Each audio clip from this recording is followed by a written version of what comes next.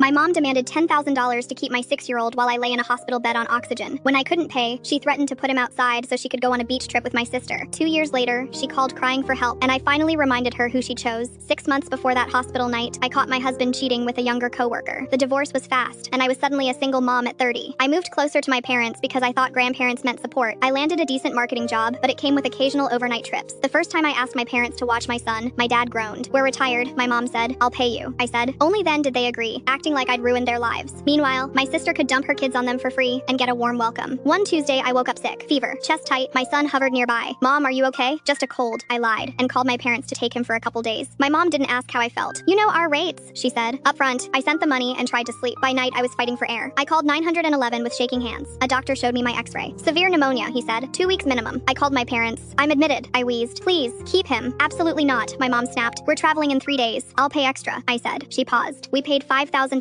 she said. "Pay us $10,000 and we'll consider it." Everything went slow. The oxygen machine clicked beside my bed. My phone felt heavy in my hand. My mom's voice stayed flat, like a cashier. I tried to talk, but my lungs whistled first. Then she said it again, like a price tag. "10,000 or we go. And if you don't pick him up," she added, "I'm putting him outside." The line went dead. When I called back, it was voicemail. She'd blocked me. I called my ex in pure desperation. "I can't," he said. "My new wife is having a baby tomorrow." So I called the last person I wanted, my ex's mom. She'd never liked me, but she listened, quiet the whole time. "I'll pick him up tomorrow," she said. "Text me your address." The next morning, my mom called, annoyed. "When are you getting your child? We have packing to do." "My ex's mom is picking him up today," I said. She scoffed and hung up. After that, my phone filled with photos of my son smiling at my place, safe and fed. When visitors were allowed, my ex's mom brought homemade soup and my kid's card. She kept showing up day after day until I could breathe on my own again. While I was still in the hospital, my sister posted beach pictures with my parents. "The main thing is family," the caption read. I laughed out loud. When I got discharged, my apartment was cleaned and stocked. My son had taped up a "Welcome Home" banner. I hugged my ex's mom so hard I surprised us both. "This is what family is for," she said. After that, I stopped calling my parents. I hired a sitter. Life steadied. A few months later, my ex's mom connected me with her brother for a role that doubled my salary. She also offered to watch my son. 2 weeks later, we moved out of state without telling my parents. 2 years passed. My kid thrived. We bought a house with a backyard. My ex's mom had a grandma room and showed up to soccer games like it was her job. Then my phone rang from my old area code. "It's your mother," she said, voice shaky. "We need help." My sister had run off with some guy she met online and abandoned her kids. Now my parents wanted monthly money. I laughed before I could stop myself. "The least you could do for family," my mom said. I said, "Like when you demanded 10 grand to keep your own grandson while I couldn't breathe?" "That was different," she snapped. "No," I said, "that was you. You chose a beach over your sick daughter and your grandson. You chose my sister every time. Now you're living with what you raised." She tried to threaten me. "We'll drop the kids at your place. Go ahead," I said. "Good luck." I moved. She went quiet. Then she started crying. "Please," she whispered. "We're your parents." Funny. I'd been their daughter when I needed them. It didn't matter then. "Don't call again," I said, and blocked her. That night, I watched my son and my ex's mom build a science project at our kitchen table. The house was peaceful. The people in it showed up, and I finally understood real family doesn't come with a price tag.